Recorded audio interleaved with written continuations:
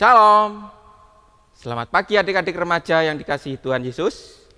Bersama saya Kak Redi, kita berjumpa lagi dalam ibadah online remaja GKJW Jemaat Jember. Bagaimana kabar adik-adik remaja semuanya? Sehat-sehat saja kan?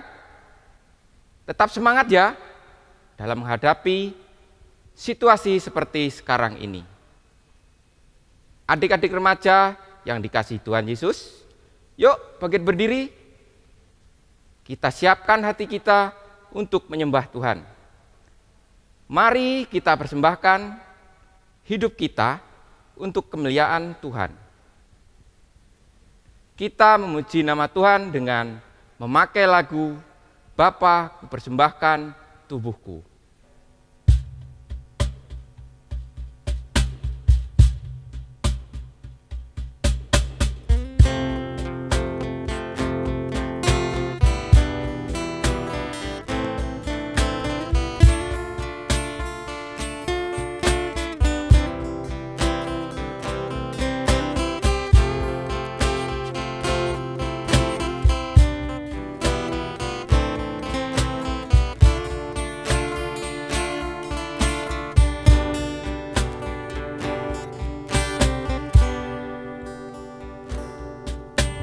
Bapa, ku persembahkan tubuhku sebagai persembahan yang hidup, kudus, dan yang berkenan padamu, sebagai ibadah yang sejati.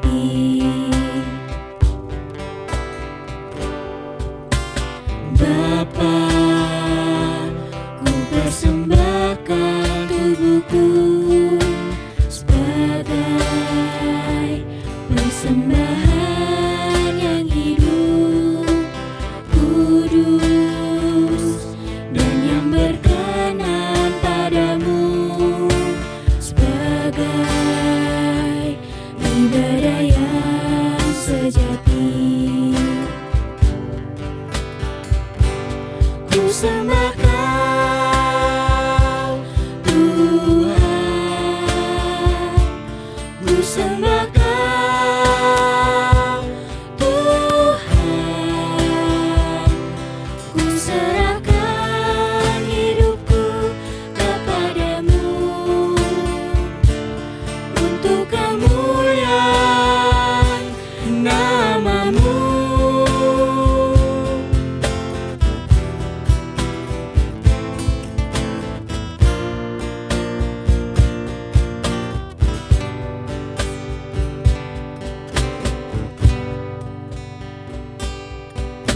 Bapa, ku persembahkan tubuhku sebagai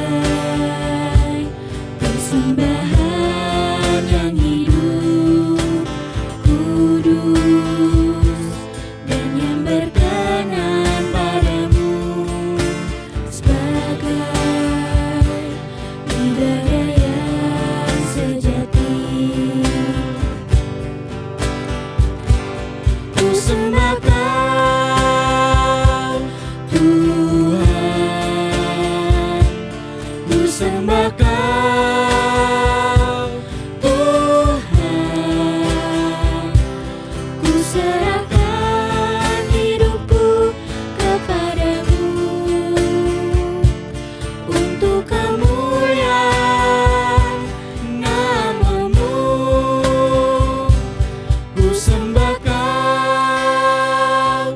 Tuhan, ku sembah Kau. Tuhan, ku serahkan hidupku kepadamu untuk kemuliaan nama-Mu,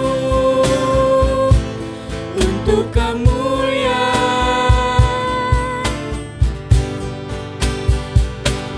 nama-Mu.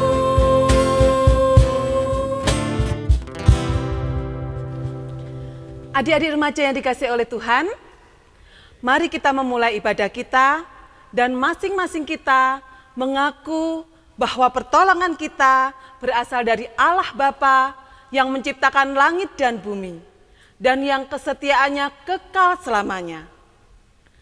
Kasih karunia dan damai sejahtera dari Allah Bapa, Tuhan Yesus dan penyertaan Roh Kudus ada dalam ibadah kita pada pagi hari ini. Amin. Adik-adik, firman Tuhan yang mendasari ibadah remaja pada pagi hari ini terambil dari Mazmur pasalnya yang ke-23, ayat yang pertama sampai yang ketiga. Demikian bunyi firman Tuhan. Tuhan adalah gembalaku, takkan kekurangan aku. Ia membaringkan aku di padang yang berumput hijau. Ia membimbing aku ke air yang tenang. Ia menyegarkan jiwaku. Ia menuntun aku di jalan yang benar oleh karena nama-Nya. Adik-adik remaja yang dikasihi oleh Tuhan, siapa yang menjadi gembala kita, yang begitu setia menuntun dan menjaga kita? Bahkan ketika kita di lembah yang kelam sekalipun. Iya, Dialah Tuhan Yesus Kristus, Sang Gembala yang baik. Mari Kak Wenis ajak bersama-sama kalian memuji Sang Gembala yang baik itu dengan bernyanyi dari Kidung Jemaat 415, baitnya yang pertama dan yang kedua, Gembala baik bersuling nan merdu.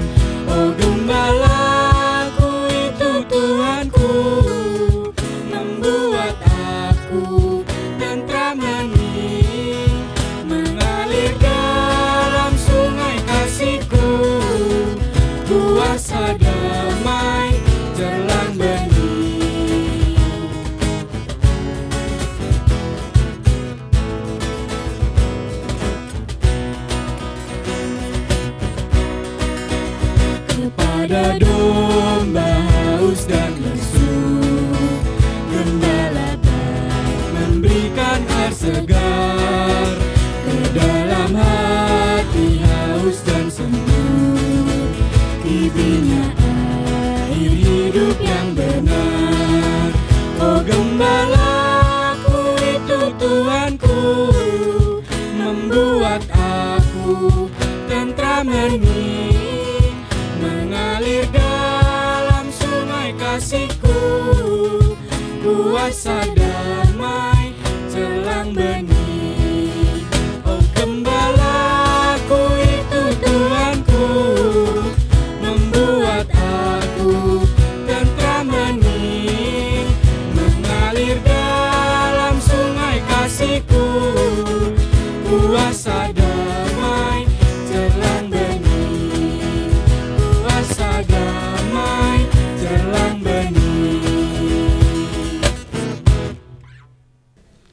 Adik-adik remaja yang terkasih, ada sebuah perintah Tuhan tentang kasih yang tertulis di dalam Kolose 3 ayat 12 sampai dengan 14 yang demikian kesaksian firman Tuhan. Karena itu sebagai orang-orang pilihan Allah yang dikuduskan dan dikasihinya, kenakanlah belas kasihan, kemurahan,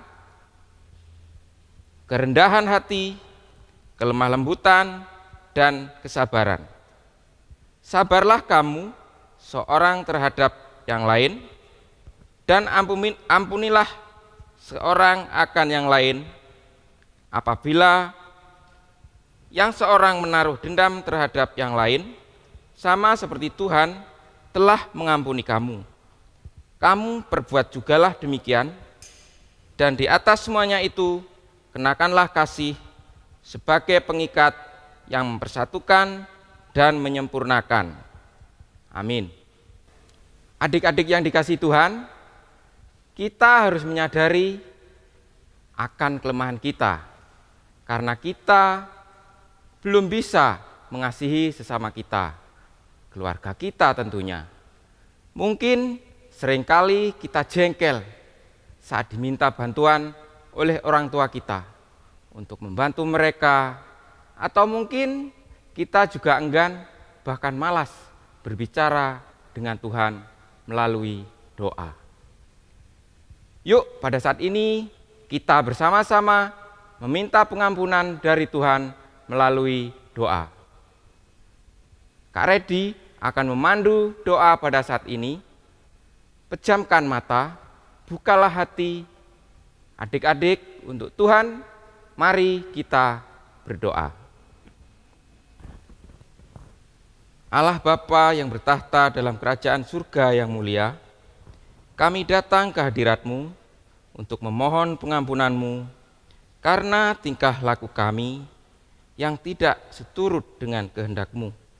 Kami seringkali menyakiti teman-teman kami, keluarga kami, terlebih kepada Tuhan, melalui tindakan dan tutur kata kami. Kiranya Tuhan berkenan mengampuni kami dan menuntun kami agar kami bisa menjadi anak yang lebih baik dan menyenangkan-Mu. Terima kasih Tuhan atas pengampunan-Mu kepada kami. Dalam nama Tuhan Yesus Kristus, haleluya, amin. Adik-adik remaja yang terkasih, kakak undang untuk bangkit berdiri. Kita akan menerima sebuah berita anugerah yang tertulis di dalam Roma 3 ayat 23 dan 24 yang demikian firman Tuhan. Karena semua orang telah berbuat dosa dan telah kehilangan kemuliaan Allah, dan oleh kasih karunia telah dibenarkan dengan cuma-cuma karena penebusan dalam Kristus Yesus. Amin. Adik-adik dipersilahkan untuk duduk kembali. Adik-adik yang terkasih, sebentar lagi kita akan mendengarkan firman Tuhan yang akan dilayani oleh Kak Fikar Nanda Prasetyo yang sama gantengnya dengan saya. Mari kita persiapkan hati kita untuk memuji nama Tuhan. Kusiapkan hatiku Tuhan.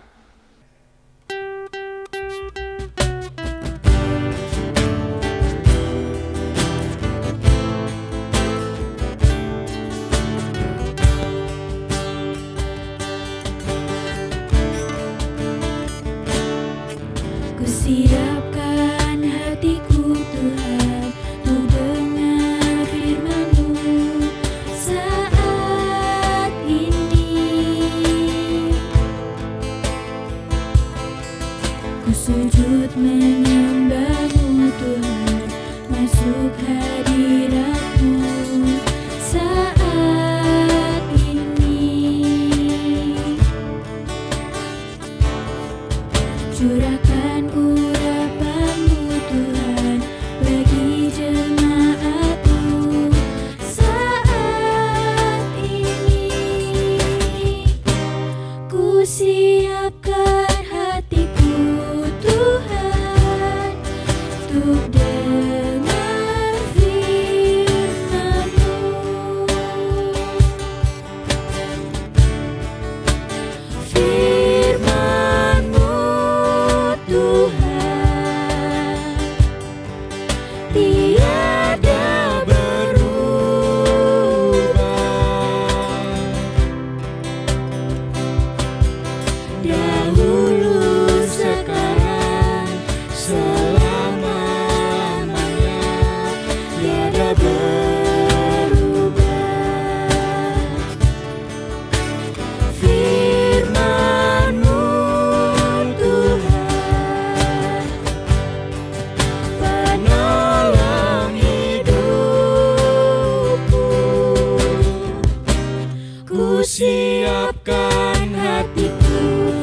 Tuhan, untuk dengar firman-Mu.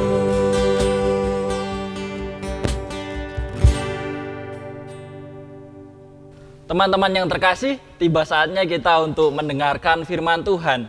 Dan bacaan kita pada hari ini diambil dari Mazmur 23, ayat yang pertama sampai ayat yang ke-6. Namun sebelum kita membaca dan merenungkannya, marilah kita berdoa terlebih dahulu. Mari kita berdoa. Tuhan Allah Bapa yang bertata dalam kerajaan surga yang mulia, kami mengucap syukur atas berkat yang Kau berikan kepada kami, sehingga kami pada saat ini dapat bersama-sama akan membaca dan merenungkan firman-Mu. Kiranya Engkau senantiasa mengurapi hati kami, dan kami siap untuk membuka hati kami.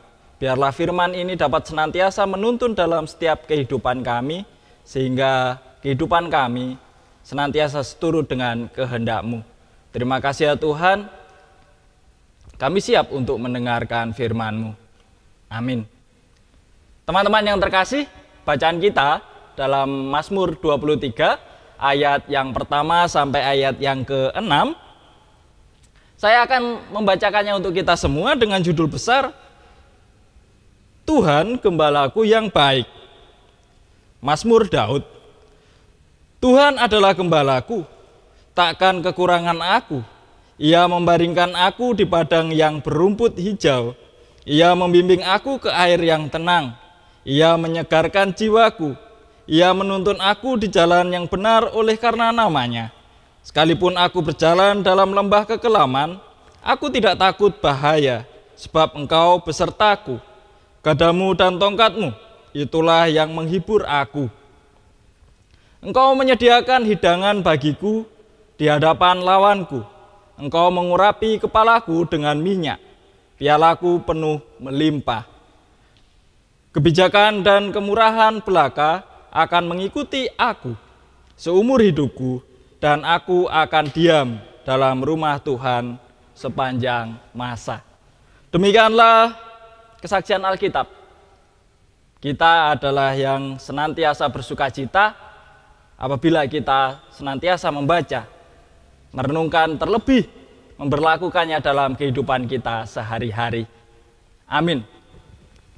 Adik-adik yang terkasih, kalau kita membaca ayat ini, mungkin sepertinya penulis atau Daud berada dalam kondisi yang sangat tenang, berada dalam kondisi yang sangat nyaman, berada dalam kondisi tidak ada kekhawatiran. Tuhan adalah gembalaku, membaringkan aku di rumput yang hijau dan seterusnya. Tetapi teman-teman yang terkasih, bahwa pada saat itu posisi Daud berada dalam sebuah kekhawatiran yang begitu luar biasa. Bagaimana tidak? Setelah Daud menjadi pahlawan bagi Israel, dia dikejar-kejar mau dibunuh oleh Saul. Dan ketika Daud sudah menjadi raja, anaknya sendiri memberontak dan mau membunuh dia. Taruhannya sudah nyawa.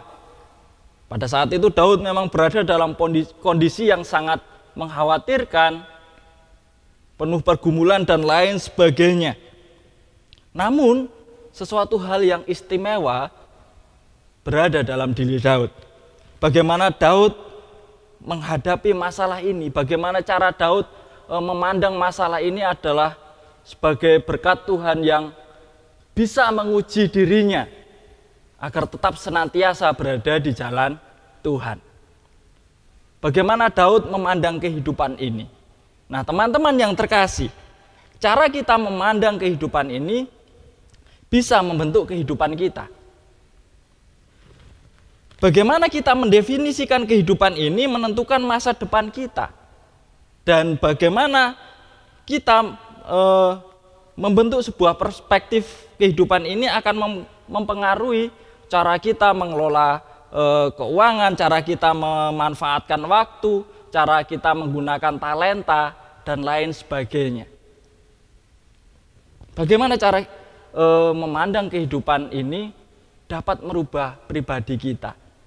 Nah, teman-teman yang terkasih, dan saya yakin bahwa orang-orang yang hidup di dunia ini, teman-teman, semuanya yang ada di rumah, pasti cara memandang kehidupan ini juga berbeda.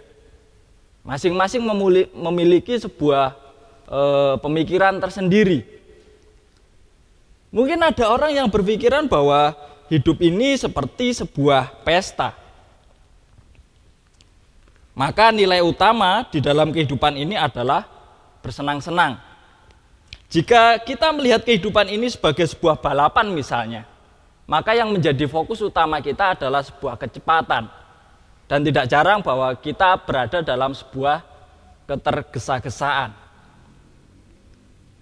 Atau kita memandang hidup ini sebagai sebuah lomba lari maraton. Sehingga fokus kehidupan ini berada pada sebuah ketekunan. Bagaimana kita menghargai sebuah ketekunan atau sebuah kerjasama. Atau jika kita memandang kehidupan ini sebagai sebuah pertempuran atau sebuah permainan, maka menang akan menjadi sangat penting bagi kehidupan kita. Berbeda-beda cara orang memandang kehidupan ini, teman-teman yang terkasih. Namun, bagaimana dengan teman-teman memandang kehidupan ini? Bagi saya ada dua kemungkinan kita memandang kehidupan ini. Yang pertama adalah kita memandang kehidupan ini secara umum. Maksudnya apa? Secara umum. Ketika kita tidak mengalami musibah, itu adalah berkat. Dan ketika kita mengalami musibah, itu adalah bukan berkat. Itulah cara memandang kehidupan secara umum. Atau yang kedua, kita menantang pandangan umum tersebut dan menggantikannya dengan metafora Alkitab tentang sebuah kehidupan. Dalam Alkitab berkata, janganlah kamu menjadi serupa dengan dunia ini, tetapi berubahlah oleh pembaharuan budimu, sehingga kamu dapat membedakan manakah kehendak Allah, apa yang baik, yang berkenan kepada Allah, dan yang sempurna. Nah, yang artinya teman-teman yang terkasih bahwa sebuah musibah itu bisa terjadi juga karena Tuhan sudah berkenan hal itu terjadi. Salah satu contoh saja, bagaimana cara kita menanggapi virus corona ini yang sedang mewabah di negara kita, bahkan di dunia ini. Bagaimana cara kita menanggapinya? Yang pertama adalah manakala dihadapkan pada masalah pandemik ini, bisa jadi iman seseorang mudah sekali goyah, mudah sekali runtuh. Karena melalui wabah ini kita tidak bisa pergi ke gereja, kita tidak bisa beribadah, hanya bisa beribadah melalui ibadah online dan lain sebagainya, membatasi gerak hidup kita dan lain sebagainya. Dan saat itu pula kita mulai mempertanyakan, kita mulai meragukan kuasa Tuhan. Di manakah Tuhan ketika musibah ini terjadi? Nah, teman-teman yang terkasih, karena kita terlalu melihat kepada sesuatu hal yang kasat mata, melihat sesuatu hal yang bisa dilihat dengan mata telanjang, sehingga kita berfokus hanya fokus kepada besarnya sebuah masalah itu, sehingga menimbulkan sebuah kesimpulan terhadap ketidakberdayaan kita.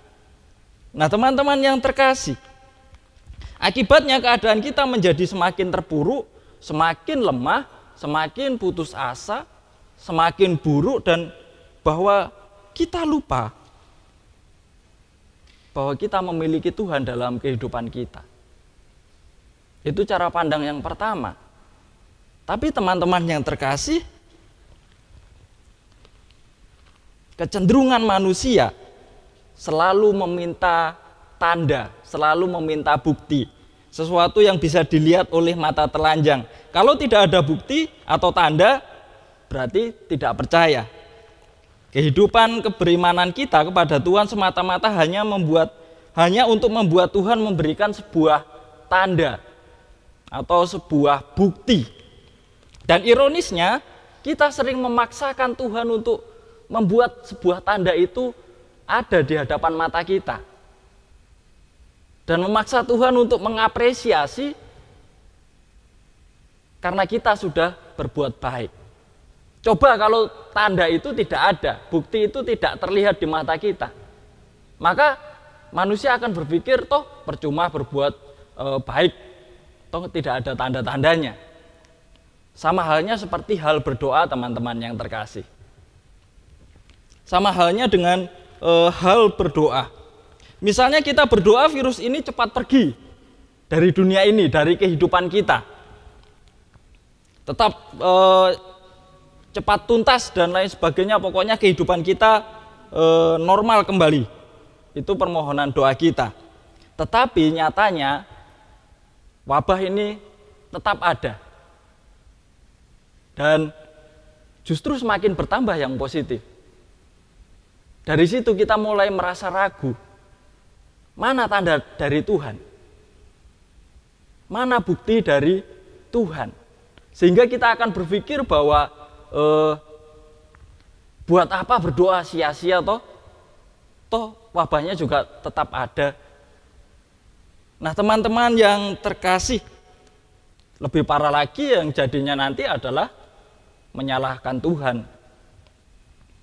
Nah, namun teman-teman yang terkasih, situasi akan berbeda, ya. Akan berbeda jika kita melihat masalah dari sudut pandang Tuhan, dari sudut pandang iman Kristen kita. Seperti yang ada dalam gambar ini yang ada di samping saya. Mungkin teman-teman bertanya-tanya, untuk apa sih gambar iblis ini, gambar wajah jahat ini dari tadi terpampang di sini? Apa yang teman-teman lihat dari ekspresi wajah ini? Seram, jahat, buruk. Tetapi teman-teman, coba kalau kita lihat dari sudut pandang yang lain. Adakah perubahan? Apakah teman-teman melihat sebuah perubahan wajah tersebut? Ya, kita melihat wajah yang tersenyum. Kita melihat wajah yang gembira. Kita melihat wajah yang tulus. Nah teman-teman yang terkasih, sebagai orang yang percaya, seharusnya kita menyikapi masalah dengan pikiran yang positif.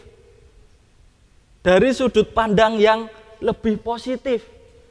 Bukan menganggap sebagai sebuah masalah yang sangat berat, sehingga kita merasa tidak mampu untuk mengatasinya.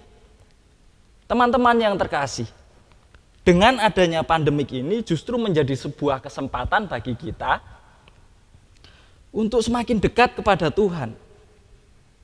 Semakin menyerahkan diri kepada Tuhan dengan sepenuhnya. Semakin melekat kepada Tuhan dan semakin mengandalkan Dia. Dan saat kita memiliki sebuah kepekaan rohani yang seperti inilah, kita akan mampu melihat masalah melalui iman kita, melalui kepercayaan kita, melalui spiritualitas kita yang tidak terlihat. Dari sini kita bisa melihat bahwa Alkitab memiliki atau memberi sebuah pandangan hidup, yaitu kehidupan adalah sebuah ujian, ya, dan kehidupan adalah sebuah kepercayaan. Kehidupan di bumi ini adalah sebuah ujian. Metafora kehidupan ini terlihat dalam kisah-kisah seluruh di Alkitab. Allah terus-menerus menguji karakter, Allah terus-menerus menguji iman, Allah terus-menerus menguji ketaatan, dan Allah terus-menerus menguji kasih yang ada. Kata-kata seperti pencobaan, seperti pemurnian, dan seperti ujian itu sangat sering sekali muncul dalam Alkitab kita. Banyak sekali. Seperti contohnya adalah Abraham dengan menyuruhnya, Allah menyuruh Abraham mempersembahkan anaknya Ishak. Contoh berikutnya adalah Yakub ketika dia harus bekerja beberapa tahun tambahan untuk mendapatkan Rahel sebagai istrinya. Dan masih banyak tokoh-tokoh yang lain yang mendapatkan ujian dari Tuhan. Dan ujian itu benar-benar tidak mudah. Teman-teman yang terkasih, karakter dikembangkan dan ditunjukkan melalui sebuah ujian-ujian. Dan seluruh kehidupan kita pada dasarnya itu adalah sebuah ujian.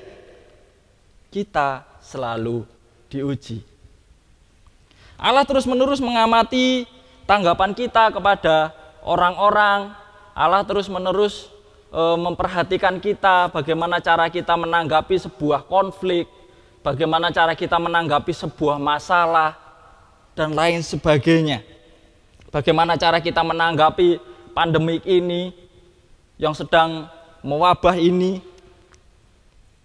Teman-teman yang terkasih, bahkan Allah mengamati tindakan-tindakan yang paling sederhana, seperti ketika teman-teman membuka pintu untuk orang lain, seperti teman-teman membantu temannya yang lain, seperti teman-teman berbuat baik kepada orang lain.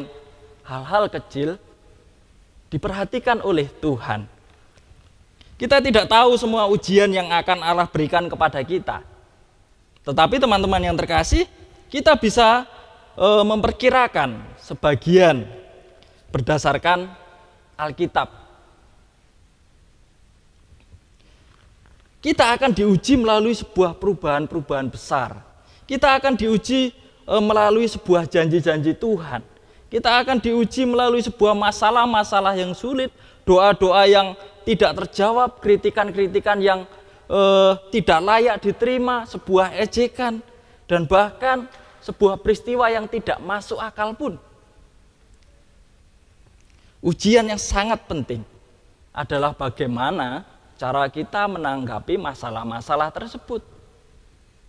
Itulah hal yang paling penting. Teman-teman yang terkasih, bagaimana cara kita bertindak ketika kita tidak bisa merasakan kehadiran Allah dalam kehidupan kita? Kadang-kadang Allah juga dengan sengaja meninggalkan kehidupan manusia. Masa iya Allah pernah meninggalkan kehidupan manusia? Raja Hizkia yang pernah mengalami hal itu. Dalam Alkitab berkata, Allah meninggalkan dia untuk mencobainya, supaya diketahui segala isi hatinya. Supaya diketahui segala isi hatinya. Dalam artian ini Allah meninggalkan Raja Hizkia bukan karena Allah tidak mau peduli lagi, bukan karena Allah membenci Hizkia, tetapi ada tujuan yang sangat penting, yaitu adalah mengetahui segala isi hati Hizkia.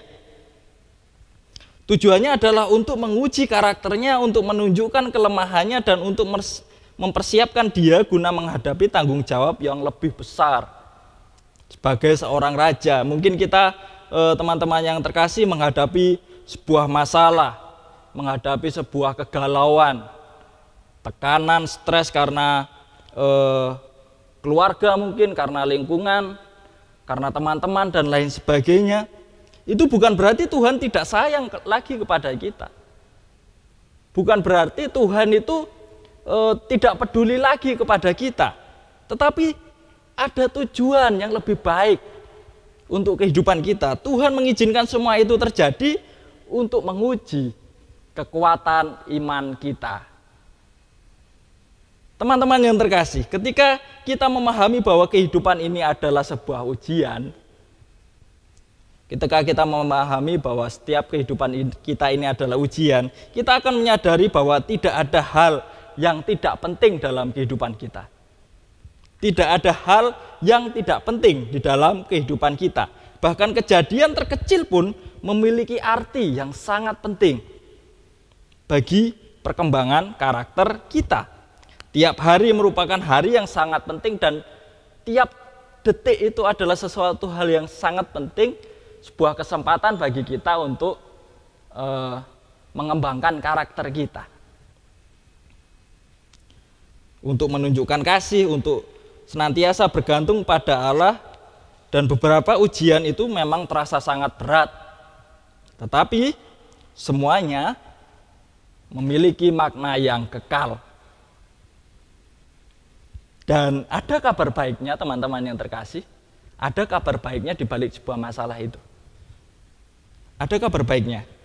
Kabar baiknya adalah bahwa Allah ingin agar kita lulus dalam ujian-ujian kehidupan itu, sehingga Dia tidak pernah membiarkan ujian-ujian yang kita hadapi itu melampaui kemampuan kita. Dalam Alkitab dikatakan bahwa sebab Allah setia dan karena itu Ia tidak akan membiarkan kamu dicobai melampaui kemampuanmu. Pada waktu kamu dicobai, Ia akan memberikan kepadamu jalan keluar sehingga kamu dapat menanggungnya.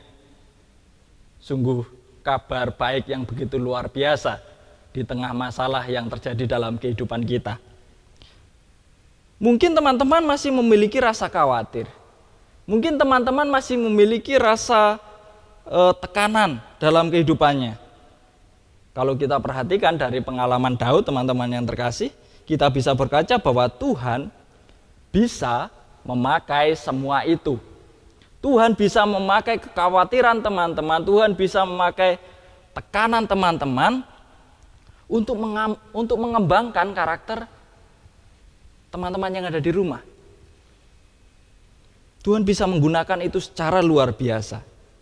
Tuhan tetap bisa pakai itu agar kita bisa mengalaminya secara pribadi, dan sesungguhnya mengalami Tuhan secara pribadi mampu memberikan kita cara pandang yang berbeda.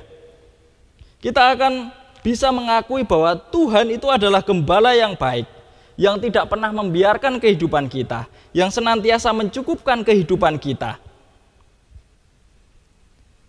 Baik ketika kita sudah mengalami sendiri pengalaman-pengalaman indah bersama Tuhan. Dan itu bisa terjadi lewat sebuah pekerjaan sekecil apapun.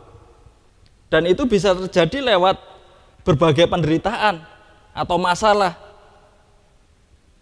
Sehingga teman-teman yang terkasih, jangan pernah berkecil hati. Jangan pernah pantang menyerah. Tetapi kita harus senantiasa mensyukurinya. Karena Tuhan senantiasa melindungi kita. Tuhan senantiasa memberikan kekuatan kepada kita. Alamilah penyertaan Tuhan secara pribadi, hingga pada suatu ketika kita bisa dengan keyakinan penuh, kita bisa berkata, Tuhan adalah gembalaku, takkan kekurangan aku. Amin.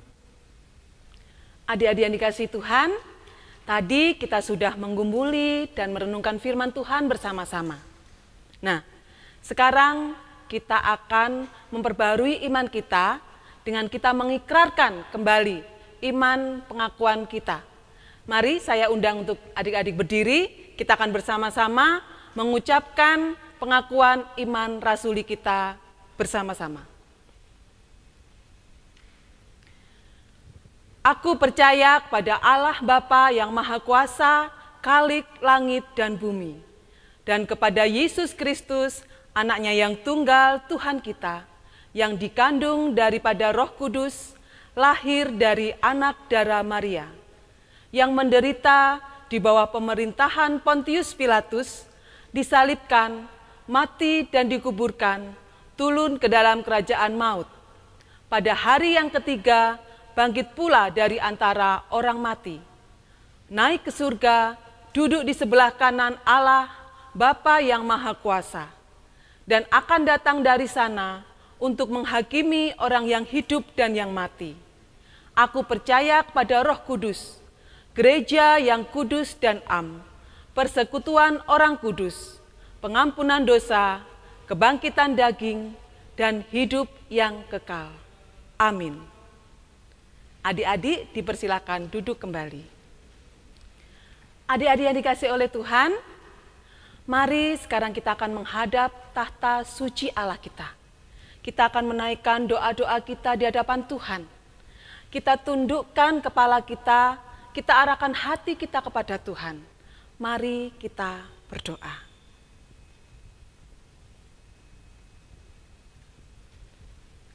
Allah Bapa kami yang bertahta dalam kerajaan surga, kami sungguh mengucap syukur atas kasih karunia-Mu di dalam kehidupan kami Tuhan. Kami percaya di dalam setiap kehidupan kami Engkau menuntun kami. Engkau adalah gembala kami, gembala yang baik, gembala yang senantiasa menjagai kami di dalam keadaan apapun kami Tuhan. Terima kasih karena Engkau telah menjadi gembala yang baik buat kami. Pada pagi hari ini kami menaikkan doa-doa kami kepadamu ya Tuhan. Kami berdoa terkhusus untuk bangsa dan negara kami pada saat ini. Kami berdoa Tuhan di tengah-tengah pandemi COVID-19 ini. Biar Tuhan terus menjagai dan melindungi bangsa dan negara kami. Tuhan pulihkan bangsa dan negara kami Tuhan. Kami berdoa untuk pemerintahan kami, Bapak Presiden dan Wakil Presiden sampai pada jajarannya ya Tuhan. Biar Tuhan terus berikan mereka hikmat bijaksana, sehingga boleh mengambil keputusan-keputusan yang tepat untuk mengatasi pandemi COVID-19 di negara kami ini Tuhan. Kami juga berdoa untuk setiap kami boleh memiliki hati yang mau taat untuk melaksanakan apa yang menjadi perintah dari pemerintahan kami ini ya Tuhan. Apa yang menjadi anjuran dari pemerintahan kami ini Bapa, sehingga COVID-19 ini boleh segera berakhir. Tuhan terima kasih. Kami juga menyerahkan tim medis yang berada di garda yang paling depan menghadapi COVID-19 ini Tuhan. Jagai dan lindungi mereka. Para pasien yang sakit Tuhan sembuhkan, Tuhan pulihkan. Bapak kami juga berdoa untuk gereja kami Tuhan. Kami menyerahkan gereja GKJW Jemaat Jember ini ke dalam tangan-Mu Bapa. Biar Tuhan terus menyertai jemaat di tempat ini ya Tuhan. Pertumbuhan kerohaniannya Tuhan terus jaga. Kami menyerahkan setiap majelis jemaat, Tuhan memberkati setiap pelayanan mereka. Bapak Pendeta beserta seluruh keluarga kami serahkan ke dalam tangan-Mu Tuhan. Tuhan terus menyertai, memberkati Bapak Pendeta dan keluarga. Bapak kami juga berdoa Tuhan untuk anak-anak-Mu yang masih muda dan remaja ini ya Tuhan. Kami menyerahkan masa muda mereka ke dalam tangan Tuhan. Biar Tuhan terus memberkati mereka, Tuhan terus menuntun mereka dalam setiap langkah mereka. Sehingga mereka boleh terus bertumbuh di dalam pengenalan akan Engkau dan semakin serupa dengan Tuhan. Terima kasih ya Tuhan. Kami mau serahkan seluruh hidup kami ke dalam tangan Tuhan. Inilah doa permohonan kami di hadapan-Mu ya Allah. Kami serahkan di dalam nama Tuhan kami Yesus Kristus. Amin.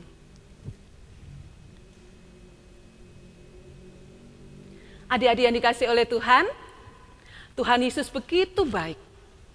Tiada berkesudahan kasih setianya. Selalu baru setiap pagi rahmat dan kemurahannya. Dari terbitnya matahari sampai pada tenggelamnya, kasih-Nya tiada pernah berubah. Mari kita syukuri semuanya itu dengan memberikan persembahan kita kepada Tuhan yang terbaik yang sudah kita siapkan. Persembahan ini akan diiringi dengan pujian Kidung Ria 74, Kami Bawa Korban Pujian.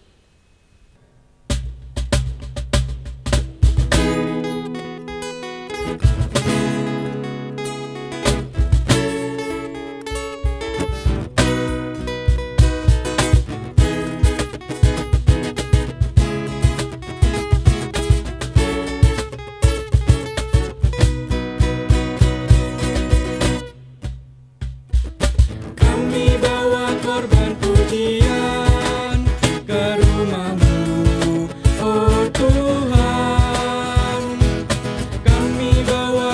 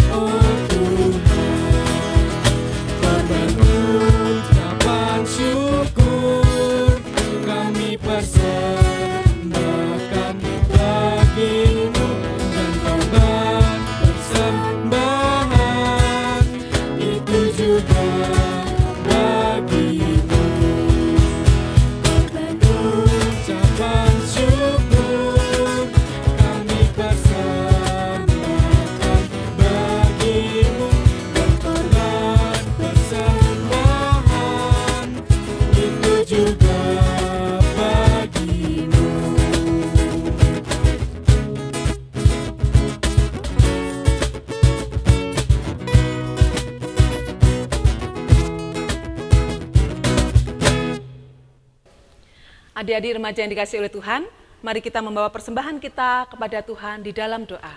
Mari kita berdoa.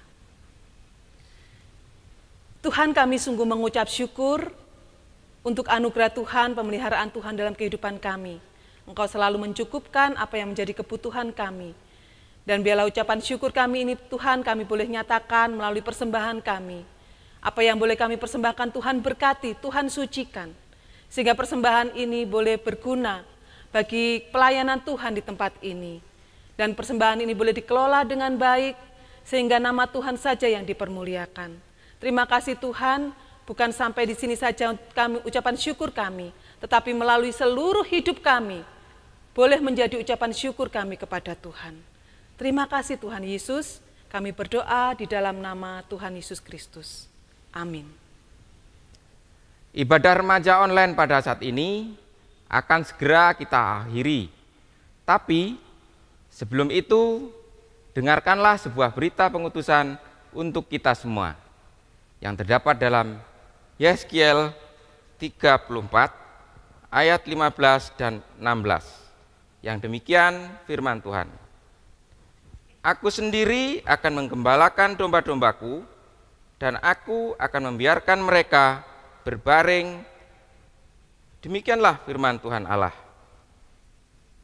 Yang hilang akan kucari, yang tersesat akan kubawa pulang, yang luka akan kubalut, yang sakit akan kukuatkan, serta yang gemuk dan kuat akan kulindungi. Aku akan menggembalakan mereka sebagaimana seharusnya. Amin. Adik-adik, saya undang untuk bangkit berdiri. Kita berada di dalam tangan Tuhan. Dialah gembala yang setia, yang menuntun kita ke tempat yang indah dan tenang. Mari kita memuji nama Tuhan, memakai pujian dari Kidung Jemaat nomor 407, Tuhan Kau Gembala Kami.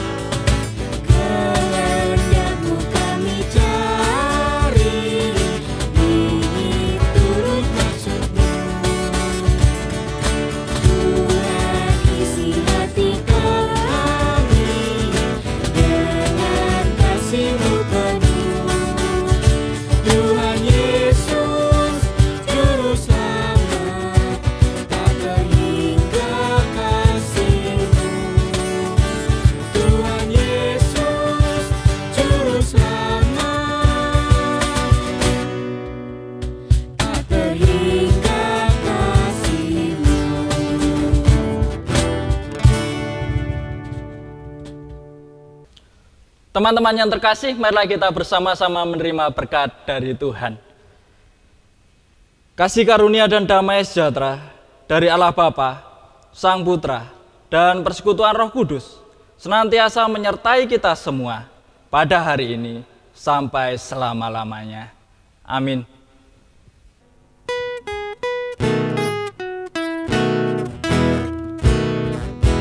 Kepadamu puji-pujian, ada syukur dan segala kemuliaan, ya Bapa, Putra, Roh Kudus, sampai kekal abadi.